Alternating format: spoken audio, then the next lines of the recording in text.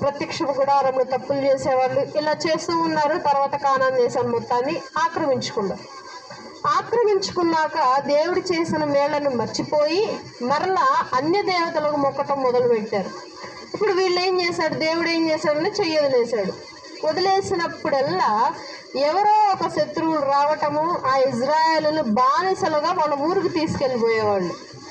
మెయిన్గా యూదులను తీసుకెళ్ళిపోయేవాళ్ళు. మిగతా వాళ్ళు వేరే వేరే ప్రాంతాలకు పారిపోయారు. కొంతమందిని బానిసలుగా ఒక ఊరికి తీసుకెళ్లారు. బానిసలుగా ఊరికి తీసుకెళ్ళిన వాళ్ళని కొన్ని సంవత్సరాలకు వదిలేశారు. ఇక వాళ్ళు ఆ ప్రదేశంలో ఉండలేక వెళ్ళిపోయారు. ఎటు వెళ్ళాలంటే ఎటు వెళ్ళిపోయారు. కనాను దేశంకి దగ్గరగా యెరూషలేము ఉంటుంది. యెరూషలేము కొండ మీద ఉంటుంది. కొంతమంది యెరూషలేములో ఉన్నారు, కొంతమంది చల్లా చెదురైపోయారు అన్నమాట. ఎందుకు వాళ్ళు చల్లా చెదురవటానికి కారణం వాళ్ళు దేవుని విడవటం, మరవటం, వాళ్ళు చేసిన